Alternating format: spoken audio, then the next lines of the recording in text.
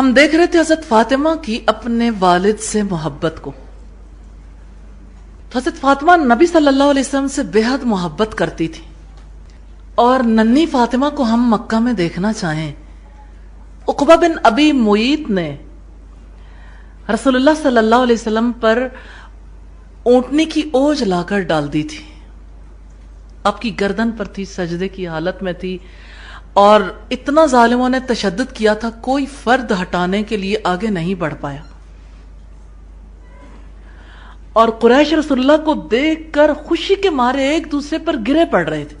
احمقوں کی نشانی یہ ہوتی ہے کہ وہ ہمیشہ دوسروں کی تکلیف سے خوش ہوتے ہیں، اور یہ محمد صلی اللہ علیہ وسلم کے علاقے کے لوگ تھے جو آپ کی تکلیف سے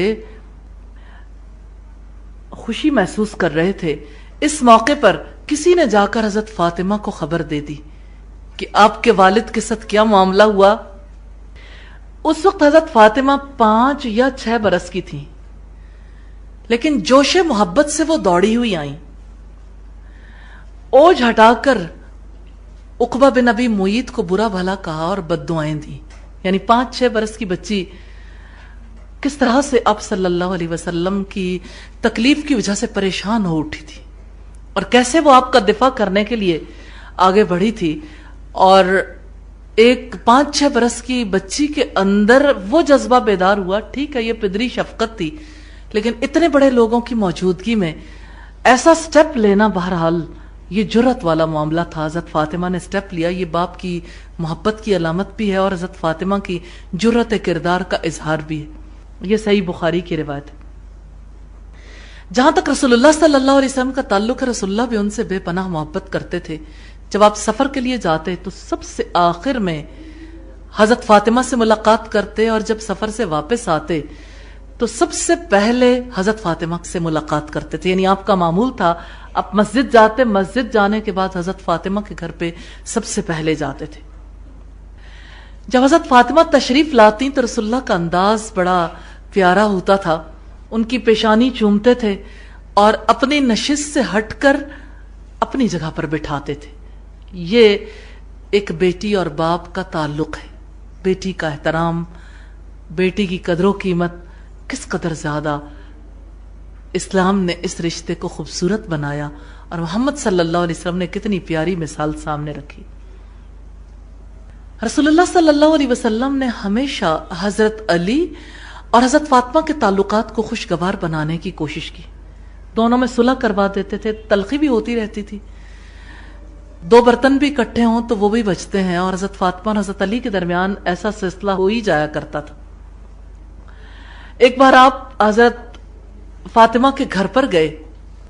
آپ صلی اللہ علیہ وسلم کی آمد سے پہلے حضرت فاطمہ نے صفائی کی تھی. آپ صلی اللہ علیہ وسلم نے گھر کو دیکھا، دونوں بہت خوش ہیں، تو آپ خوش باش گھر سے واپس آئے. ایک بار آپ گئے تو دونوں کے درمیان ناراضگی تھی. پھر آپ نے حضرت فاطمہ سے پوچھا کہ تمہارے چچا زاد کہاں ہیں. یہ رشتہ اس لیے آپ نے سامنے رکھا تاکہ حضرت فاطمہ ایک ہی رخ سے نہ دیکھیں، بلکہ اس رشتے کو بھی اپنے ذہن کے اندر رکھیں. تو حضرت فاطمہ نے کہا کہ مجھ سے ناراض ہو کر چلے گئے ہیں.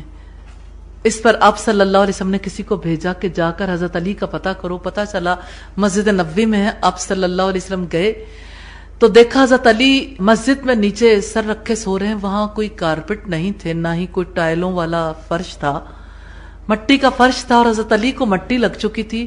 مٹی کو عربی زبان میں تراب کہتے ہیں. تو آپ نے حضرت علی کو پیار سے کہا ابو تراب، ابو تراب. مرادی تھی کہ مٹی کے باپ، مٹی کے باپ. تو یہ پیار سے آپ نے پکارا تھا، اور حضرت علی کو اپنے لیے یہ نام بے حد پسند تھا، اس کو بے حد پسند کرتے تھے. بہرحال آپ صلی اللہ علیہ وسلم نے دونوں کے درمیان صلح کروا دی.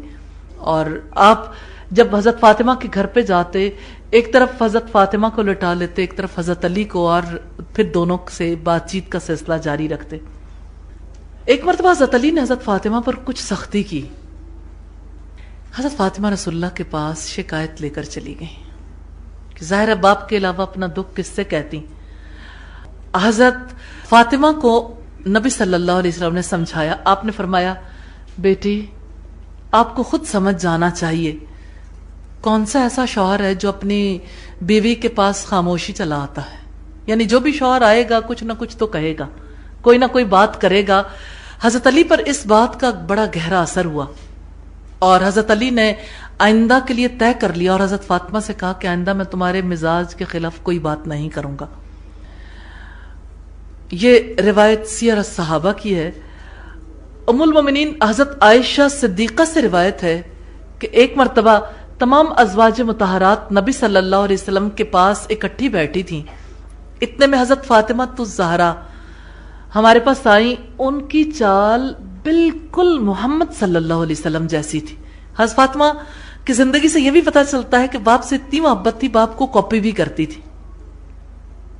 آپ نے جب اسے دیکھا تو اہلا و سہلا مرحبا کہا، اور آپ نے بڑی محبت کے ساتھ اپنی جگہ پر بٹھایا۔ یہ صحیح بخاری اور فتح الباری میں روایت موجود ہے۔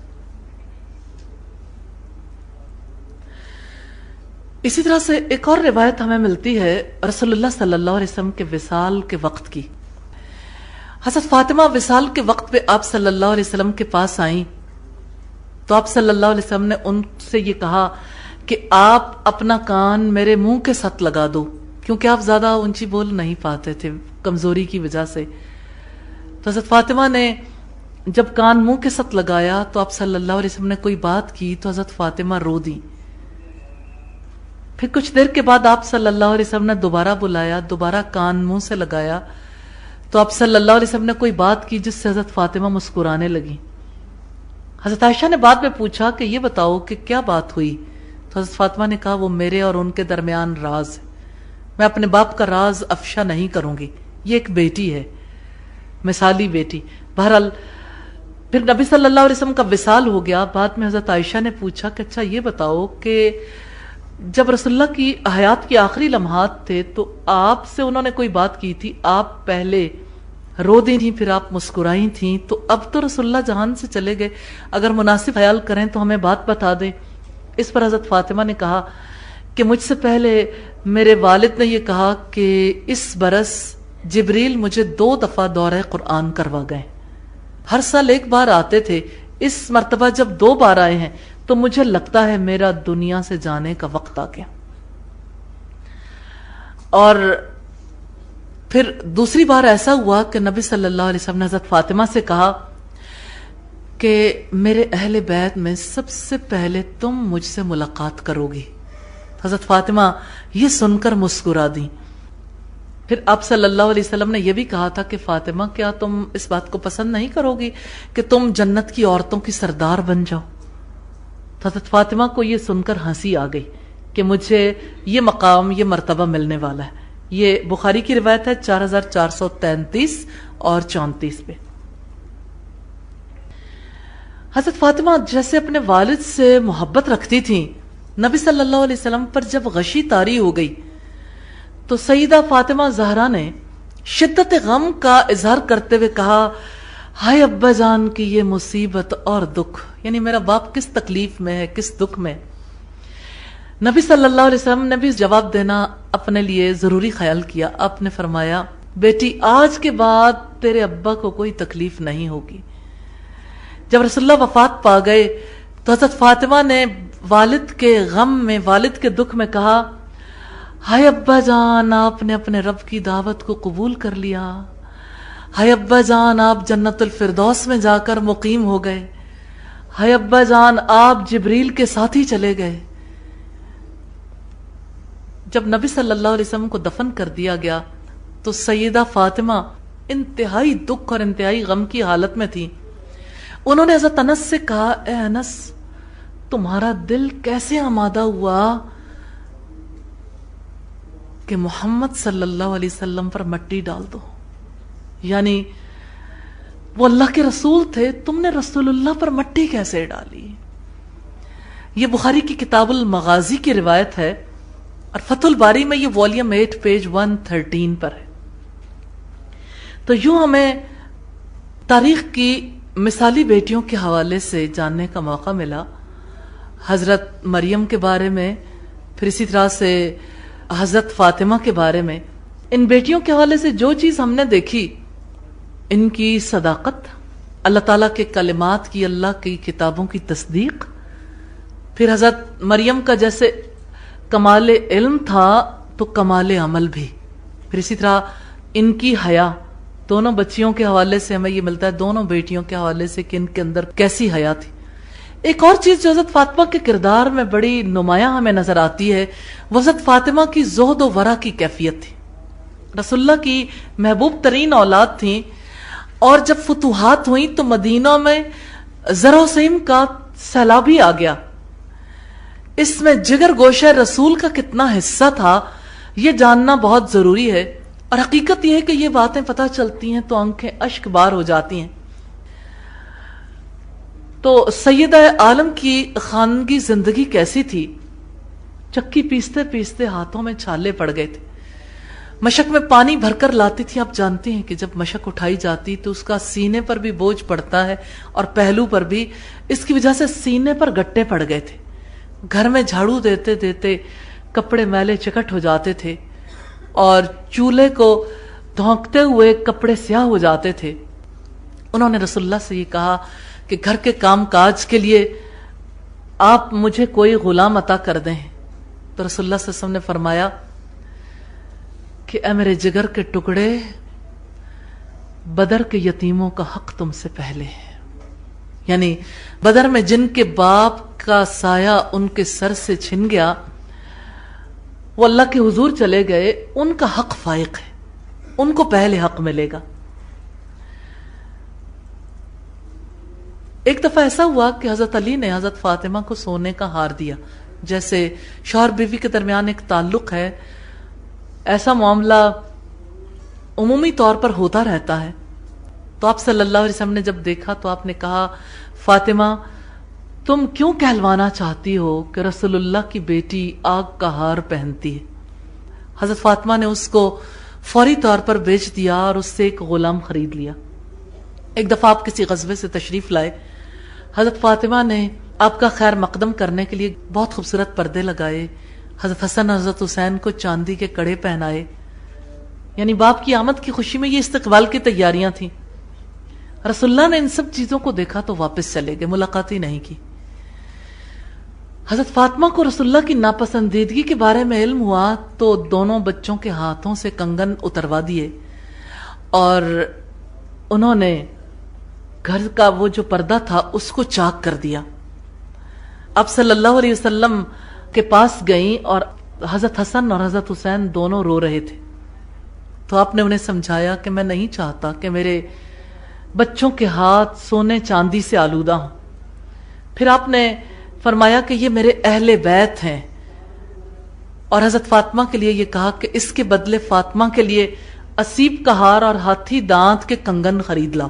یعنی اگر پہننا ہی ہے تو دوسری جیولری پہن لو تاکہ دوسری عورتوں کے برابر رہو، دوسری عورتوں سے برتری اختیار کرنے کی کوشش نہ کریں. یہ واقعات ابو داؤد اور نسائی میں ہمیں ملتے ہیں. مسلمان عورت بحیثیت بیٹی کے چند خصوصیات ہم نے دیکھی. اب ہم کچھ اور خصوصیات دیکھیں گے. ان میں جیسے حضرت فاطمہ کے حوالے سے دیکھا، والدین کے ساتھ حسن سلوک، احترام سے پیش آنا، حسن اخلاق کا برتاؤ کرنا. حضرت فاطمہ کی والدہ تو جہان سے جا چکی تھیں، لیکن باپ کے ساتھ طرز عمل سے اندازہ لگایا جا سکتا ہے کہ کس طرح ایک بیٹی کو اپنی والدہ اور اپنے والد دونوں کی خدمت کرنی چاہیے. بات یہ ہے کہ ایک مثالی بیٹی کی یہ خصوصیت ہے کہ وہ اپنے والدین کے حق کو پہچانتی ہے.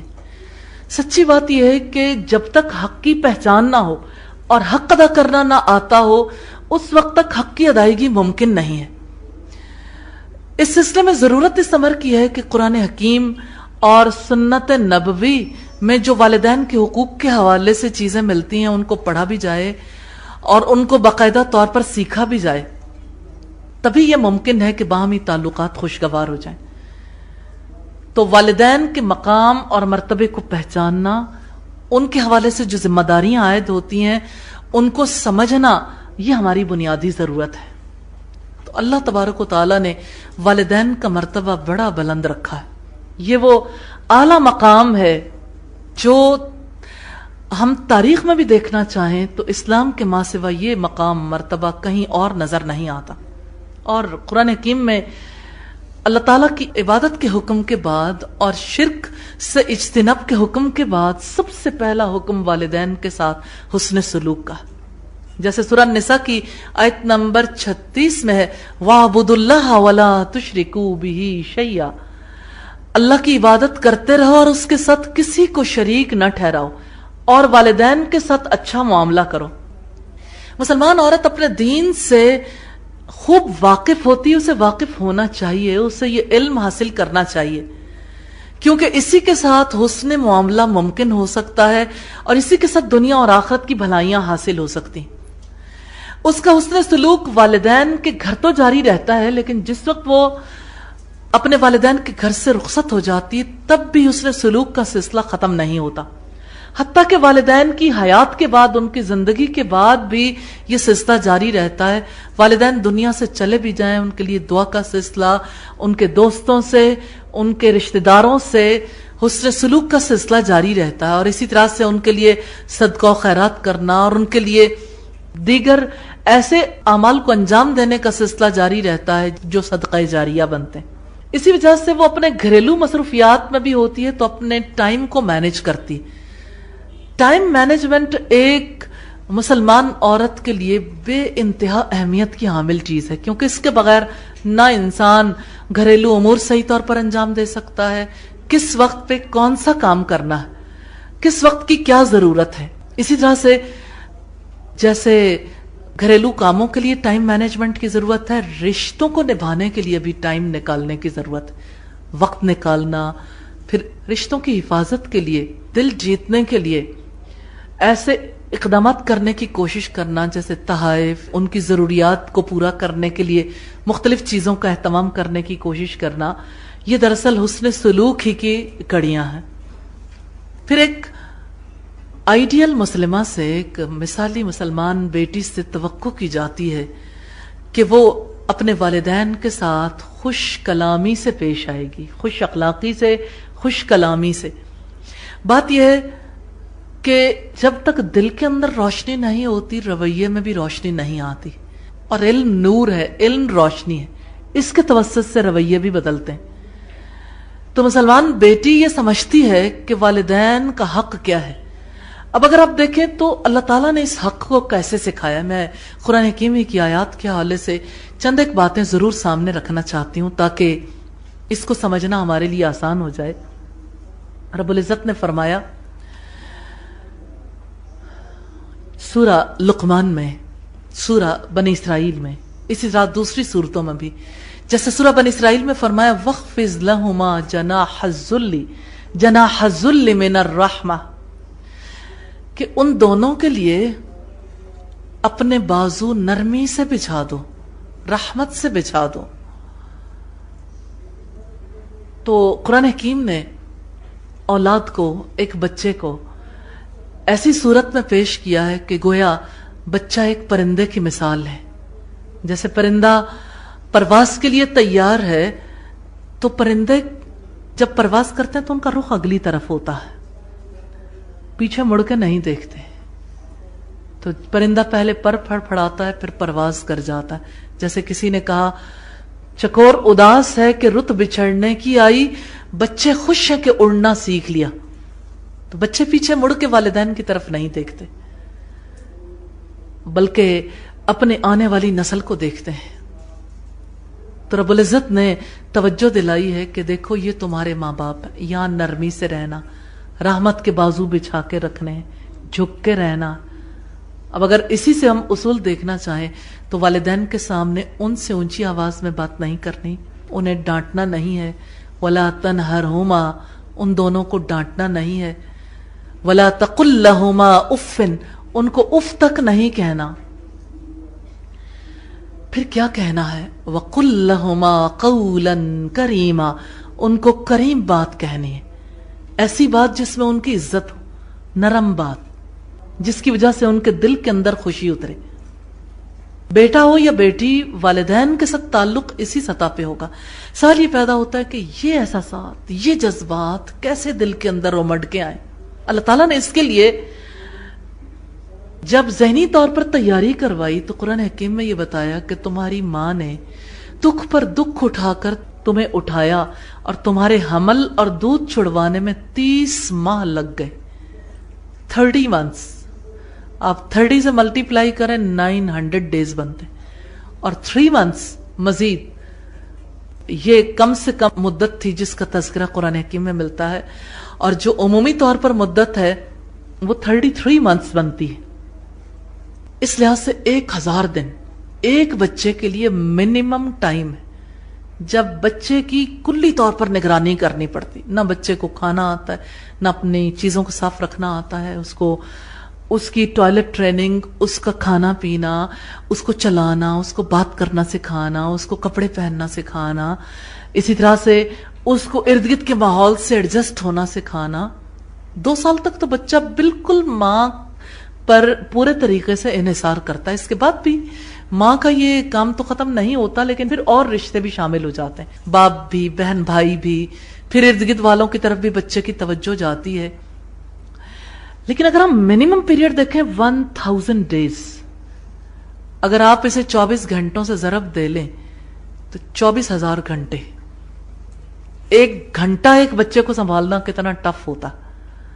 پھر اگر آپ اس میں 1 گھنٹے کے اندر منٹس دیکھیں، پھر ہر منٹ کے اندر وہ سیکنڈز دیکھیں جس کے لیے ماں ایفرٹ کرتی ہے. ایک بچے کے لیے ماں کن کن مراحل سے گزرتی ہے کہ تمہاری ماں نے ذوف پر ذوف اٹھا کر تمہارا حمل اٹھایا. ماں کو چکر آتے ہیں، کھانا ہضم نہیں ہوتا، دنیا کی کوئی چیز اچھی نہیں لگتی، لیکن ماں اپنی ذمہ داری سے غافل نہیں ہوتی. تو اللہ تعالیٰ نے انسانی شعور کو کہاں لے جا کر پہنچا دیا کہ تم جب نطفے کی حالت میں تھے ماں کے پیٹ کے اندر، دیکھو تمہاری ماں کی کیا حالت تھی. پھر جب تم خون کا لوتھڑا بنے تب تمہاری ماں کی کیا حالت تھی. پھر جب تم بے شکل کی بوٹی تھے، تمہاری شکل بھی نہیں تھی، لیکن تمہاری ماں تب بھی امید باندھے ہوئے تھی. پھر تمہاری شکل بنی، پھر بھی تم کتنے ننھے سے ماں کے پیٹ میں تھے، 4 ماہ ہی گزرے تھے. اس کے بعد بھی 5 ماہ تک تمہیں اپنا خون جگر پہ لاتی رہی. جب حمل کا آغاز ہوتا ہے تو کس طرح سے یوٹرس کی دیواروں کے ساتھ ایک چھوٹا سا علقہ چمٹ جاتا ہے. یہ یوٹرس کی دیواروں سے غذا حاصل کرتا ہے تو ماں کے جسم کو بچہ کھاتا ہے. جب وہ پیدا ہو جاتا ہے تو ماں ایک بار پھر دودھ کی صورت میں اپنے جسم کی پوری قوت بچے کو منتقل کر دیتی ہے. تو اللہ تعالیٰ نے شعور کو ایسی حالت میں پہنچا کر پھر ڈیمانڈ کی ہے کہ دیکھو تمہاری ماں، اس ماں نے تمہاری خاطر کتنے دکھ اٹھائے اور تمہارا باپ کس طرح سے تمہارے لیے روزی کا انتظام کرتا رہا. آج جب انہوں نے اپنی جوانی تم پر لٹا دی ہے، اپنی ہڈیاں انہوں نے کمزور کر لی، انہوں نے اپنی عمر کا قیمتی حصہ تم پر لگا دیا اور تم جوان ہو گئے ہو، تو اب تم اڑنے کے لیے تیار ہو. وَاخْفِضْ لَهُمَا جَنَاحَ الذُّلِّ مِنَ الرَّحْمَةِ، کہ ان دونوں کے لیے نرمی اور رحمت سے اپنے پر بچھا دو. یہ ہمارا رب ہے. اسلام کتنا سچا دین ہے. کس طرح سے اللہ تعالیٰ ماں باپ کا وکیل بن جاتا ہے کہ اب جب وہ بوڑھے ہو گئے تو تمہیں ان کی باتیں چبھتی ہیں. 1 سے زائد بار بات کر لیں تو تمہارے دل کو تکلیف ہوتی ہے. امی ہر وقت ایک ہی بات، آپ تھکتی نہیں ہیں، آپ ایک ہی بات کرتی ہیں.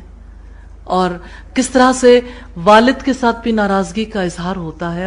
پہلے تو ماں باپ اپنے بچوں کو ڈانٹ ٹپٹ کے بھی کچھ سمجھا لیتے تھے، لیکن جب سے کافروں کی تہذیب اپنائی اور بچوں کی روک ٹوک کا سلسلہ ختم ہوا تو حالات بہت ہی عجیب ہو گئے. بچے زیادہ خود سر اور سرکش ہو گئے، اپنی مرضی کرنے کے عادی ہو گئے، اور ایسا لگتا ہے کہ والدین صرف ان کو سرکش بنانے کے لیے اپنا رول پلے کرتے ہیں. بچپن سے ہی ہر خواہش کو پورا کر دینا اپنے لیے ضروری خیال کرتے ہیں. میں ایک ایسے باپ کو جانتی ہوں جس نے اپنے والد سے کہا کہ بچے اس لیے ضد کرتے ہیں کہ ان کے والدین ان کی خواہشات پوری نہیں کرتے، اور میں نے اپنے بچے کی ہر خواہش پوری کی ہے، اس لیے میرا بچہ کبھی ضد نہیں کرے گا. تو بوڑھے باپ نے کہا کہ بیٹا پہلی بات تو یہ ہے کہ کسی کے بس میں نہیں ہے کہ بچے کی تمام خواہشات کو پورا کر سکے. اور دوسری بات یہ ہے کہ خواہشات کو اگر پورا کرو گے تو بچے کے اندر نرمی نہیں سختی آئے گی. اور میں نے دیکھا کہ بوڑھا باپ جو کچھ کہہ رہا تھا جوان باپ اس کو سمجھ نہیں پا رہا تھا. بوڑھے باپ نے مثال دی کہ دیکھو ایک بادشاہ تھا, اس نے اپنے بچے کو ہر دنیا کی چیز فراہم کی, اور پھر ایسا ہوا کہ وہ وقت آیا کہ وہ اپنے بچے کو لے کر ہاتھی پر جب ساری شہر کی زیارت کو گیا تو بچے نے جب ہاتھی دیکھا اس کو بہت اچھا لگا, تو اس نے اپنے باپ سے کہا کہ یہ ہاتھی مجھے کوزے میں ڈال دو. اور باپ لاجواب ہو گیا کہ ظاہر ہے بچوں کی تو فرمائش ایسی ہے, وہ کچھ بھی فرمائش کر سکتے ہیں. جیسے کسی نے کہا کہ جگنوں کو دن میں پکڑنے کی ضد کریں, بچے ہمارے عہد کے چالاک ہو گئے. یعنی بچوں کی فرمائشوں کی تو کوئی انتہائی نہیں, لیکن اس سے زیادہ بڑی بات یہ ہے کہ جتنی زیادہ فرمائشیں پوری کریں گے بچے اتنے زیادہ سرکش ہو جائیں گے. خواہشات کو پورا کرنا یہ انسان کی زندگی کا مشن نہیں ہے, کیونکہ خواہشات ایسی چیز ہیں جس کی وجہ سے انسان کا مزاج خراب ہوتا ہے. خواہش پرستی اور خدا پرستی دو بالکل الگ تہذیبیں. قرآن حکیم یہ کہتا ہے کہ کیا تم نے اس شخص کو دیکھا ہے جس نے اپنی خواہش نفس کو اپنا معبود بنا لیا. تو اب دیکھیں بچوں کو اگر ماں باپ خواہش پرستی سکھائیں گے تو وہ خواہش پرست بنیں گے, ان کے نزدیک رشتوں کی کوئی ویلیو نہیں رہ جائے گی. تو ماں باپ کے لیے کتنا زیادہ ضروری ہے اس بات کو سمجھنا کہ بچوں کے ساتھ کس لمٹ میں ڈیل کرنا. تو انشاءاللہ اس کو ہم ماں کا رول جب پڑھیں گے تو اس کو زیادہ ڈیٹیل سے دیکھیں گے, لیکن فی الوقت صرف اتنی بات ہے کہ بچوں کی ہر خواہش کو پورا کر دینا یہ کسی ماں کی یا کسی باپ کی بڑائی کی نہیں, ان کی حماقت کی دلیل ہے. یہ احمقانہ نظریہ ہے, یہ بے وقوفی پر مبنی نظریہ ہے, کیونکہ اس کے نتیجے میں اولاد یا آنے والی نسل جس مقام تک پہنچتی ہے وہ زندگی میں کبھی کوئی بڑا کام انجام نہیں دے سکتی, کیونکہ ان کے نزدیک سب سے بڑی چیز یہ ہے کہ ان کی اپنی ذاتی خواہش پوری ہو. جتنے بچے لاڈلے ہوتے ہیں وہ اپنے لاڈ کی وجہ سے زندگی میں اور زیادہ تکلیف کاٹتے ہیں. والدین تو ان کے لاڈ ان کے ناز نخرے اٹھاتے ہیں, لیکن والدین کے بعد یعنی خاص طور پر بیٹیوں کو اگر دیکھیے, بیٹیاں جب اپنے گھر میں چلی جاتی ہیں تو ظاہر ہے کہ شوہر تو شوہر ہے, سسرال میں باقی لوگ اس کو اسی طرح سے دیکھیں گے جس طرح سے باقی افراد کا حق ہے, اسی طرح سے اس کا حق ہے. نہ بیٹی کا جی لگتا ہے, نہ سسرال والے اس سے خوش ہوتے ہیں, نہ شوہر خوش ہوتا ہے, اور زندگی ناکام ہو جاتی. زندگی سے انسان کچھ بھی حاصل نہیں کر پاتا. تو اصل چیز جو ہے وہ یہ کہ زندگی میں اپنے بچے کو فقیر نہیں بنانا چاہیے. اسلام جس بیٹی کا نظریہ پیش کرتا ہے, اسلام جس بیٹی کا تصور دیتا ہے, جس بیٹی کو مثال بناتا ہے, وہ بیٹی فقیر نہیں ہے کہ وہ ہاتھ پھیلائے, بلکہ وہ دیالو ہے, سخی ہے. کیونکہ محمد رسول اللہ صلی اللہ علیہ وسلم نے فرمایا الید العلیٰ خیر من الید السفلی, کہ اوپر والا ہاتھ نیچے والے ہاتھ سے بہتر ہے. نیچے والا ہاتھ جو ہے وہ ہمیشہ مانگتا ہے. اور آپ دیکھیے کہ آپ اپنے بچے کی خواہشات پوری کرتے کرتے دراصل اسے فقیر ہی بنا لیتے ہیں, کیونکہ وہ ہمیشہ لیتا ہی رہتا ہے, وہ کبھی دینے والا بنتا ہی نہیں.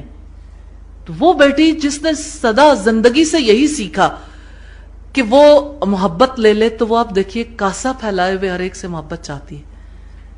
کوئی محبت کی بھیک دے جائے, کوئی توجہ کی بھیک دے جائے, ہر ایک سے ہی چاہتی ہے کہ مجھے اہمیت دو, میری کیئر کرو, میری طرف دیکھو, میرے مسائل سنو, میری بات سنو.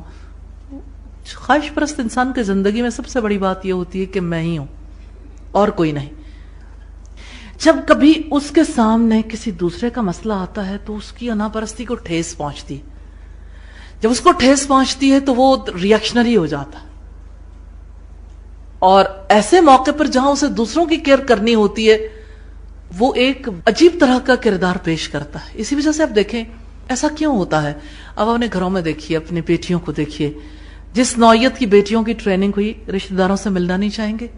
گھر میں کوئی مہمان آ جائے, کتنے کم گھرانے جہاں یہ خیال رکھا جاتا ہے کہ بچے جا کے ضرور سب سے ملاقات کریں.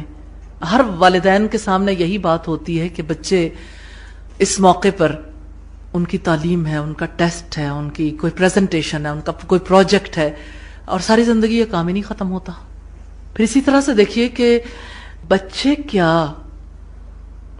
اپنے نیبرہڈ میں ہمسایوں کے ساتھ اچھے تعلقات بنا پاتے ہیں؟ ذرا آج کی نسل کو دیکھیے، وہ کہاں کامیاب ہے. کیا اس سے کسی کی عیادت کرنی آتی ہے، بیمار پرسی، یا کسی کی ڈیتھ ہو جائے تعزیت کرنی آتی ہے، یا گھر میں باپ یا ماں کو کچھ ہو جائے، ان کی ڈیتھ ہو جائے تو ایسے موقع پر پتا ہے کہ مجھے اپنے ماں باپ کے لیے کیا کرنا. میں ایک مثال دینا چاہوں گی اسلام آباد کی، کہ اسلام آباد میں 22ویں گریڈ کے ایک صاحب ہیں جن کا انتقال ہو گیا. انہوں نے اپنی عمر میں اپنے بچوں کی خاطر کیا نہیں کیا، انہیں باہر پڑھایا، ان کی اعلیٰ اداروں میں تعلیم کا سلسلہ جاری رکھا. ڈیتھ ہوئی تو بچوں کو پتہ ہی نہیں تھا کہ اب باپ کے ساتھ کیا کرنا ہے. ان کے ذہن میں پہلا خیال یہ آیا کہ ویل چیئر پہ بٹھا کے باپ کو کسی ایک طرف لگا دے. انہوں نے باپ کا قتل نہیں کیا تھا، باپ اپنی طبعی موت مرا، لیکن سمجھ نہیں تھی کہ کیا کریں. بچوں نے باپ کو کرسی پہ بٹھا کے واش روم میں دھکیل دیا. 2 دن باپ اسی حالت میں باتھ روم میں رہا ڈیتھ کے بعد، کیونکہ بچے جانتے نہیں تھے، ان کے پاس علم نہیں تھا کہ کسی کی ڈیتھ ہو جائے تو پھر کیا کرنا چاہیے. یہ بچوں کا فالٹ نہیں ہے، بیسیکلی ماں باپ کا کردار ہے. لیکن کوئی جوان ہو جائے تو اس کے بعد اس کی ذاتی ذمہ داریاں بھی تو ہوتی ہیں. اور اخبارات میں اس اندوہناک واقعے کے بارے میں جو تذکرہ ہمیں ملتا ہے وہ بڑا عجیب و غریب. 2 دن کے بعد یہ خبر پھیلی، اور کس طرح سے وہ وقت انہوں نے گزارا ہوگا نہیں جانتے کہ اس موقع پر آیا مردے کو نہلانے کی ضرورت ہے، کفن دفن کا سلسلہ کرنے کی ضرورت ہے.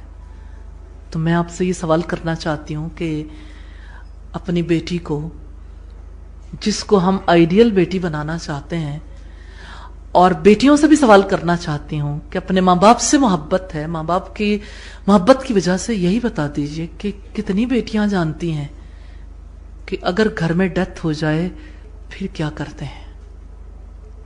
کیا ہمارے گھروں میں زندہ رہنے کے لیے تعلیم دی جاتی ہے کہ اچھی زندگی گزارنے کے لیے کیا اصول، ضابطے، قاعدے ضروری، اور کیا جانے والوں کو رخصت کرنے کے لیے تعلیم دی جاتی ہے؟ ہم کہاں سٹینڈ کرتے ہیں؟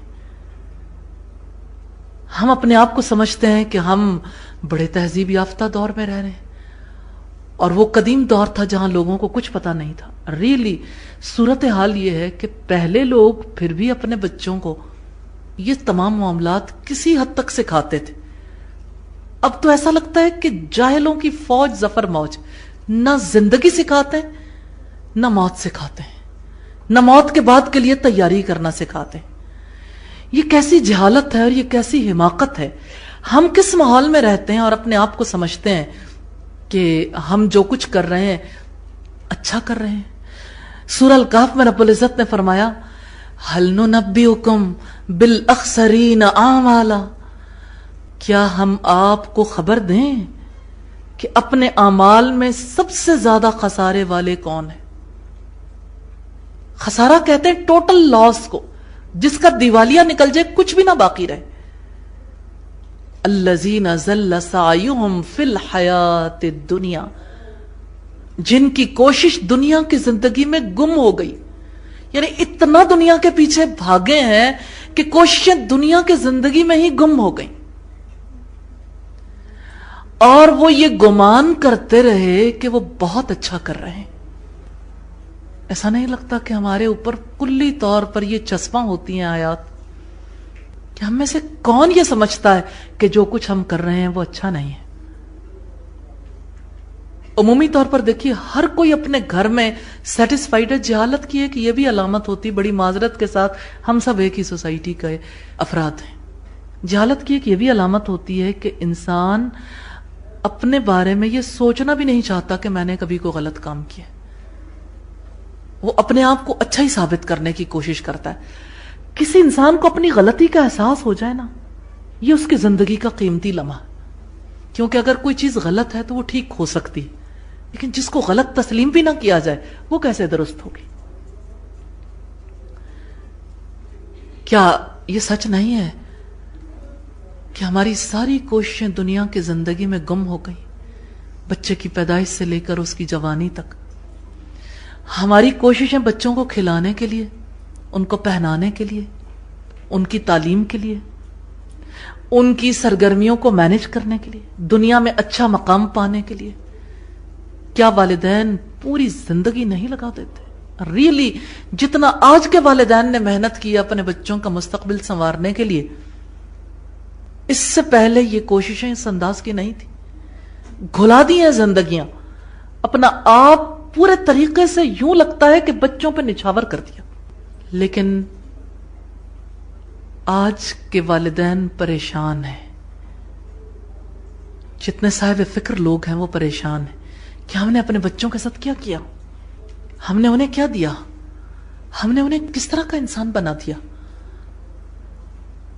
ایسے لگتا ہے ایک خود پرست، خواہش پرست ایک بت ہے جس کو اپنی ذات سے باہر کچھ نظر نہیں آتا، جس کے لیے سب سے بڑی چیز اس کی اپنی خواہش ہے. میں، میری زندگی، میری ذات، میری خواہشات. آپ آج کسی بچے سے سوال کر کے دیکھیے، وہ کہے گا یہ میری زندگی ہے، مجھے اپنی زندگی پر حق ہے، میں آزاد ہوں، یہ میری زندگی کا سوال ہے، میں اپنی زندگی کے بارے میں کسی اور کو کیسے اجازت دے دوں؟ کیا گھروں سے بھاگنے والی بچیاں جو اپنی ماں باپ کو، پالنے والے ماں باپ کو، زندگی لوٹانے والے ماں باپ کو اپنا دشمن سمجھ بیٹھتی ہیں، کیا وہ بچی اکیلے ہی خراب ہو گئی؟ ایسا تو نہیں ہے، پوری سوسائٹی اس میں شریک ہے. Media, print media, electronic media, school, college, university, پورا ماحول ہے. پورے ماحول نے ان افراد کو، ان شخصیات کو یہاں تک پہنچایا. آج کی بیٹی کے بارے میں دیکھیے، وہ گھر آباد نہیں کرنا چاہتی. آپ ذرا سروے کر کے دیکھیے عدالتوں میں کیا صورتحال ہے. خلا کے اتنے کیسز ایک ایک سٹی میں کہ یوں لگتا ہے کہ اب بچیاں گھر نہیں بسا پائیں گی، کہ جو بچیاں اپنے گھروں میں بھی ہیں تکلیف میں مبتلا ہیں. اس کا یہ مطلب نہیں ہے کہ وہ بچیاں گھر بسا نہیں سکتی، بسا سکتی ہیں. انہیں گھر بسانا کس نے سکھایا؟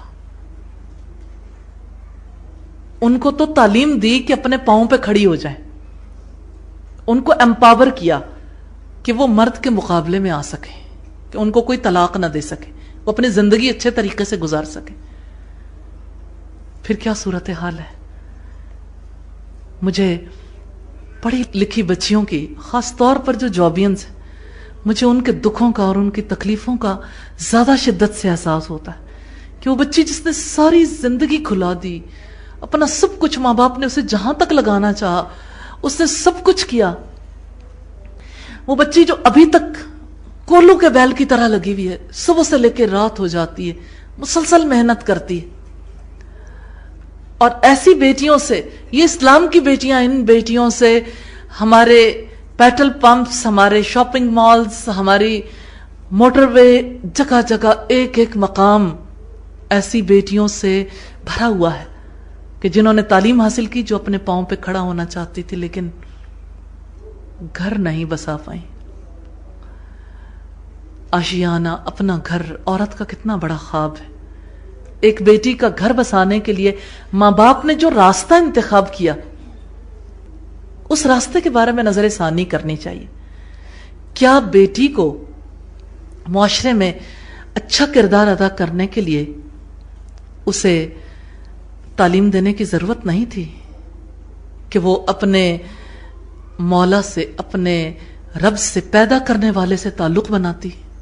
اس تعلق کو سکھانے کی ضرورت نہیں تھی، کیونکہ سب سے پہلا رشتہ خالق کے ساتھ.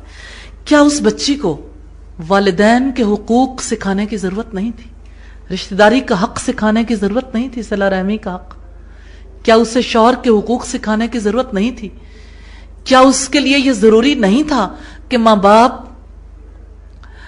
اسے اچھی ماں بننے کے لیے تیار کرتے ہیں؟ بیٹیاں اب بھی اپنے ماں باپ کے لیے وفادار ہوتی ہیں، ایسی بات نہیں ہمارے معاشرے میں ساری بیٹیاں ہی ایک برابر ہو جائیں، لیکن وہ بیٹی اپنا کردار ادا کرنے کے قابل نہیں رہ گئی، اور ہمارے دشمن نے جو سوچا تھا کہ ہمارے فیملی یونٹ پہ وار کیا جائے، گھروں کو تباہ کیا جائے، تو آج وہ تلخیاں کیسے ہماری بیٹی کی زندگی کے اندر اتر گئی ہیں۔ وہی بیٹی جو اپنی زندگی کو سنوارنے کے لیے تعلیم حاصل کرتی ہے، وہی بیٹی آج کتنے دکھوں میں گھری رہتی ہے۔ اس کے لیے گھر کے کچن میں جانا مشکل ہو گیا، کیونکہ ماں باپ کے اوور پروٹیکشن دینے کی وجہ سے، زیادہ پیمپرڈ انوائرمنٹ میں رکھنے کی وجہ سے بچی سیکھ ہی نہیں پاتی، اس کو گھریلو ذمہ داریوں کا پتہ ہی نہیں ہوتا، کس طرح سے میں نے یہ انجام دینی۔ اس کو تو یوں لگتا ہے کہ جیسے آسمان سر پہ آ گرا، جیسے وہ کسی بھاری بوجھ تلے، کسی پہاڑ تلے دب گئی ہو۔ اپنے گھر میں وہ اگر رشتہ داروں سے نہ ملے، دوستوں سے نہ ملے، نیبر سے نہ ملے تو گھر والے محسوس نہیں کرتے، لیکن جس وقت وہ سسرال پہنچتی، ہر ایک کی توقعات، ہر ایک کی اس سے ایکسپیکٹیشنز مختلف ہو جاتی، پھر بیٹی کے لیے کتنا زیادہ مشکل ہو جاتا ہے ان تلخیوں کو برداشت کرنا۔ تو بات یہ ہے کہ یہ سب چیزیں سیکھنے سے تعلق رکھتی ہیں، اپنا کردار پتہ ہو کہ بیٹیوں کے لیے کیا چیز ضروری ہے، کون سی تعلیم ضروری ہے، منیمم کتنی تعلیم انہیں اس مقصد کے لیے دلوائیں کہ وہ ایک انسان ہونے کے ناطے اچھی زندگی بسر کرنے کے قابل ہوں، ان کے اندر کنٹینٹمنٹ آئے، انہیں سکون کے لمحے میسر آئے، وہ اپنا کردار صحیح طریقے سے ادا کر سکیں، یہ جاننا بھی ضروری ہے۔ تو اس کے لیے یقیناً وہی تعلیم ضروری ہے جو اللہ تعالیٰ نے ایک آئیڈیل انسان کے لیے وحی کی صورت میں بھیجی۔ اور دیکھیے اسی کا حصہ ہے کہ والدین کے ساتھ حسن سلوک کرنا ہے تو مائنڈ سیٹنگ کیا ہو، کن چیزوں کو ذہن کے اندر رکھ کر چلیں گے، تب والدین کا حق ادا کر سکیں گے۔ تو اس میں جیسے بوڑھے والدین کے ساتھ نرم مزاجی کے لیے قرآن کیسے حکم دیتا ہے، کیسے اندر کی اکساہٹوں کو روکتا ہے کہ جب زبان کھلنے کے لیے بے قرار ہے تو رب کریم روک دیتا ہے، وَلَا تَقُلْ لَهُمَا اُفٍّ، نہیں، بات تو دور کی بات ہے نا، آپ نے اف بھی نہیں کہنا، وَقُلْ لَهُمَا قَوْلًا كَرِيمًا، ان کے لیے کریم بات کرنی ہے، وَقُلْ رَبِّ ارْحَمْهُمَا كَمَا رَبَّيَانِي صَغِيرًا، اور آپ کہو اے ہمارے رب ارحمہما، اے میرے رب ان دونوں پر رحم فرمانا جس طرح انہوں نے بچپن میں مجھے رحمت اور شفقت کے ساتھ پالا تھا۔ جس بچی کو یہ شعور ہی نہیں ہے، جس کو یہ پتا ہے کہ مجھے فلاں بھی نہیں ملا، فلاں چیز نہیں دی گئی، یہاں کمی کی گئی، یہاں کمی کی گئی، یہ چیز جو ہے انسان کے اندر ناشکرا پن پیدا کرتی ہے۔ تو جو صاحب شعور انسان ہے وہ تو ہمیشہ یہ دیکھتا ہے کہ مجھے کیا ملا، تو کیا ملنے کے بعد آگے حسن سلوک کا سلسلہ شروع ہوتا ہے، اور یہ سیکھنے سے تعلق رکھتے ہیں معاملات۔ اللہ تعالیٰ ہمیں سیکھنے کی توفیق دے۔ سچی بات یہ ہے کہ اللہ نے رسول اسی مقصد کے لیے بھیجے تھے کہ انسان اس ہوم لینڈ پہ، اس کرۂ ارض پہ اچھی زندگی بسر کرنے کے قابل ہو جائے، گھروں کے اندر سکون ہو، رشتے میں سکون ہو، اور انسان اپنی ذاتی انفرادی زندگی میں بہتر زندگی بسر کر سکے۔ اس کے اندر وہ جو تکلیف دہ احساسات ہیں اور وہ جو دل کو لاحق ہونے والی خرابیاں ہیں، اسلام ان کا علاج کرتا ہے اور ایک انسان کو اچھی شخصیت بنا کر ابھارتا ہے جو معاشرے میں ایک اچھا کردار ادا کرنے کے قابل ہوتا ہے۔ اور اس کے لیے رب تعالیٰ نے جو سب سے بڑھ کر دانا ہے، اس کی دی ہوئی تعلیم سب سے زیادہ ناقص ہے، اللہ کی کتاب کی، محمد صلی اللہ علیہ وسلم کی سنت کی، کہ آپ صلی اللہ علیہ وسلم نے جس انداز میں اپنی بیٹی کی تربیت کی، ہمیں بھی وہ سب کچھ سیکھ کر اپنی بیٹیوں کی اسی طرح تربیت کرنی۔ اور بیٹیوں نے اس کو سیکھ کر اسی طرح سے بحیثیت بیٹی کے اپنا کردار ادا کرنا. والدین کے ساتھ حسن سلوک کے حوالے سے حضرت عبداللہ ابن مسعود کی روایت بھی بڑی اہمیت کی حامل ہے. انہوں نے رسول اللہ سے سوال کیا کہ اللہ کے رسول کون سا عمل سب سے زیادہ افضل ہے؟ تو آپ نے فرمایا نماز کو اپنے وقت پر ادا کرنا. انہوں نے پوچھا پھر اس کے بعد کون سا عمل افضل ہے؟ تو آپ نے فرمایا والدین کے ساتھ حسن سلوک کرنا. انہوں نے پوچھا اس کے بعد کون سا؟ تو آپ نے فرمایا جہاد فی سبیل اللہ. یہاں جو بات میں آپ کے سامنے رکھنا چاہتی ہوں، دو عظیم الشان اعمال ہیں اسلام کے، نماز اور جہاد. ان دونوں کے بیچ میں والدین کے ساتھ حسن سلوک کو رکھ کر یہ بتا دیا کہ ان کی ترتیب کیا ہے، یعنی والدین کے ساتھ حسن سلوک کتنے افضل درجے کا کام ہے. اور یہاں سے اس کی بھی نفی ہو جاتی جو عام طور پر حقائق کو نہ سمجھنے کی وجہ سے یہ خیال لوگوں کے ذہن میں راسخ ہو جاتا ہے کہ حقوق العباد حقوق اللہ سے بڑا درجہ رکھتے ہیں. اصل میں حقوق العباد بھی حقوق اللہ ہی ہیں، کیونکہ اللہ کا حق ہے کہ اس کی اطاعت کیجئے. تو اللہ تعالیٰ نے ہی حقوق العباد سکھائے ہیں، بندوں کے حقوق سکھائے ہیں، جن میں والدین کا حق بہت بڑے درجے کا حامل ہے. تو نماز کے ساتھ پھر والدین کی اطاعت، پھر جہاد فی سبیل اللہ کو رکھا. یہ صحیح مسلم کی 252 نمبر پر روایت ہے. اسی طرح سے سعد بن ابی وقاص کے حوالے سے روایت ضرور سامنے رکھنا چاہوں گی. ان کی والدہ نے ان سے کہا تھا یا تو تم اسلام سے پھر جاؤ، اور اگر تم اسلام سے نہیں پھرو گے تو میں نہ کھانا کھاؤں گی نہ سائے میں بیٹھوں گی، اور اسی طرح مر جاؤں گی تو عرب تمہیں تانا دیں گے کہ تم اپنی ماں کے قاتل ہو. تب تمہیں پتا چلے گا کہ تم نے میرے ساتھ کیا سلوک کیا، تم شرمندگی محسوس کرو گے. اس پر حضرت سعد نے جواب دیا اللہ کی قسم آپ کی 100 جانیں ہوں، ایک ایک کر کے ساری نکل جائیں، تب بھی میں اسلام سے نہیں پھروں گا. ان کی ماں نے اس کے بعد 1-2 دن صبر کیا، تیسرے دن کھانا کھا لیا، سائے میں بھی بیٹھ گئیں. لیکن اللہ تعالیٰ نے قرآن حکیم کی آیات نازل کی جس کے توسط سے ماں کے حق کو محفوظ کیا، کیونکہ انہوں نے اپنی ماں کو سخت جواب دیا تھا.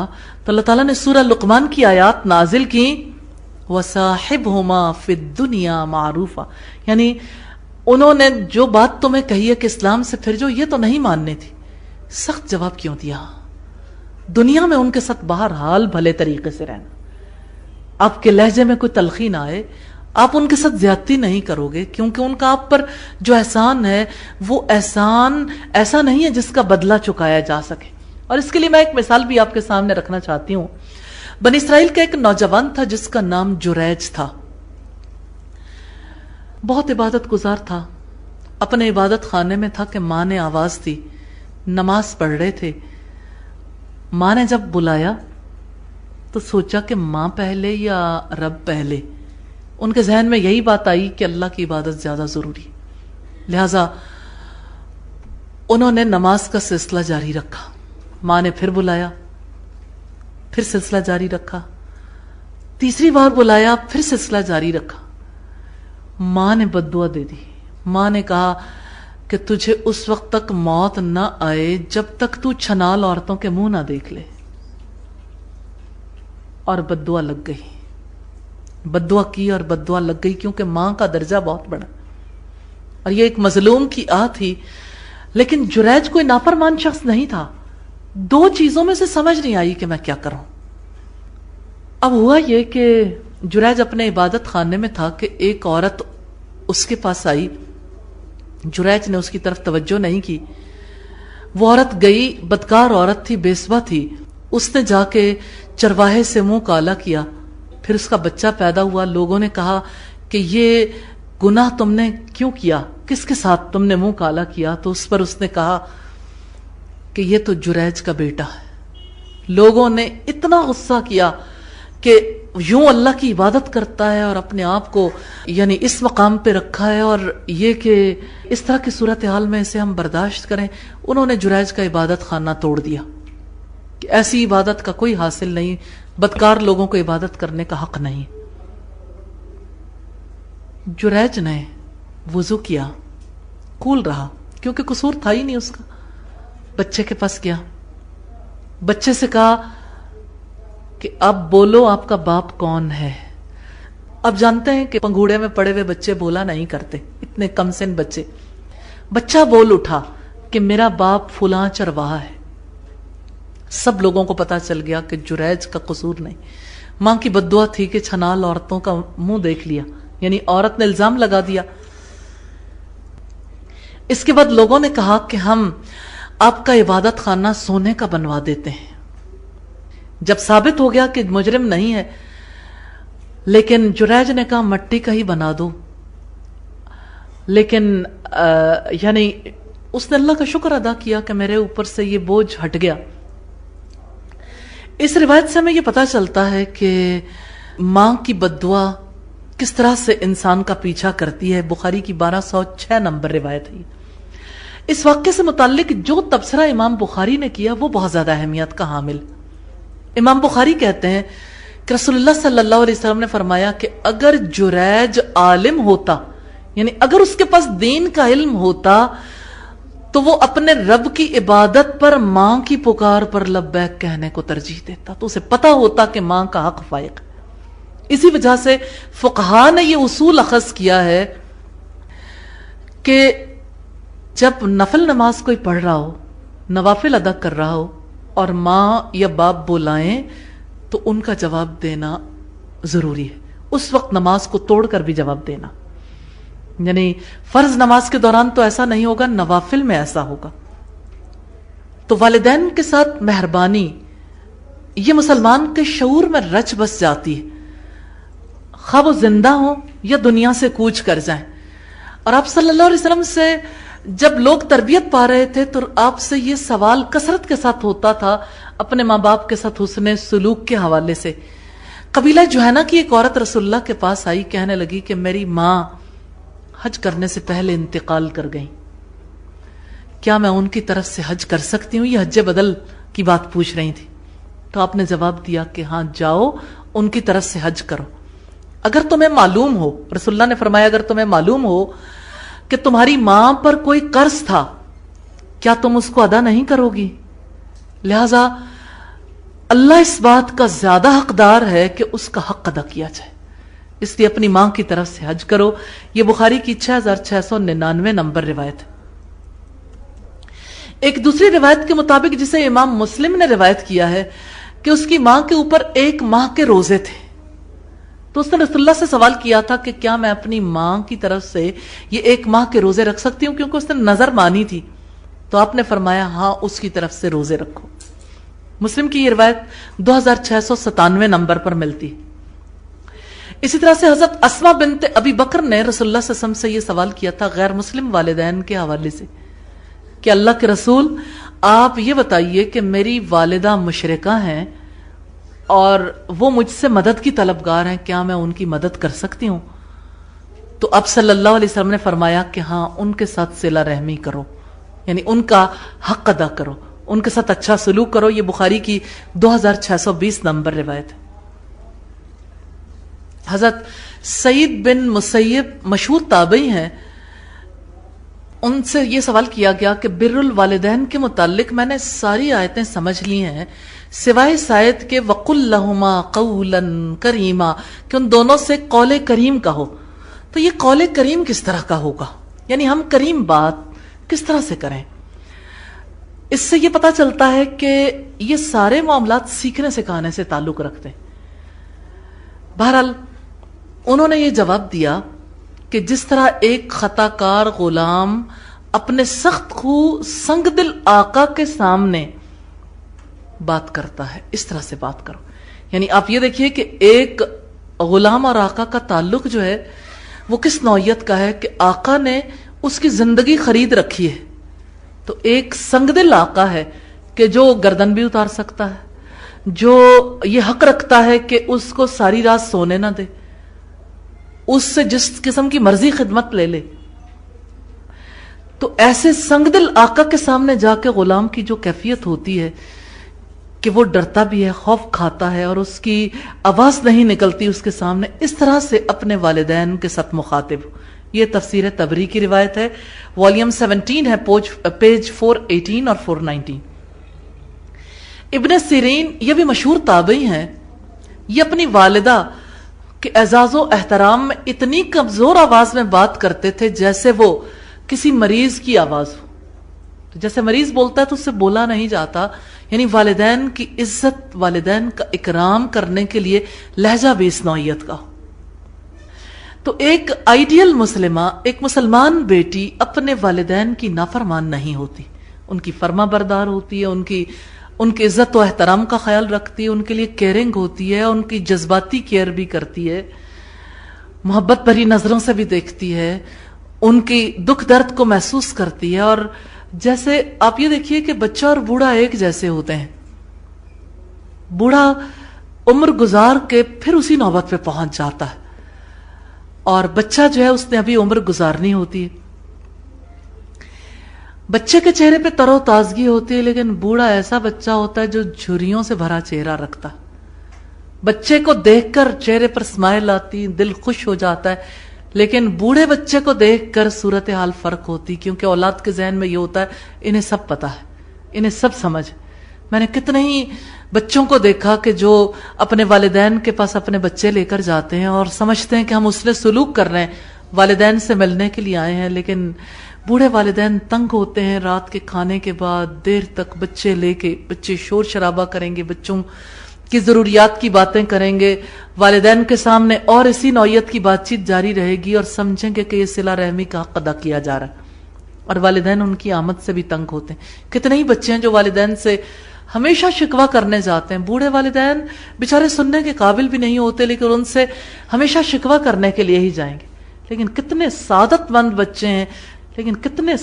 مند بچے ہیں جو اپنے والدین کی کیئر کرتے ہیں۔ میں ایک ایسی خاتون کو جانتی ہوں جو اپنی والدہ کی بے انتہا خدمت گزار تھیں، والدہ کا انتقال ہو گیا لیکن انہوں نے زندگی میں وہ مقام پا لیا، یعنی اپنے لیے جنت کا اہتمام کر لیا۔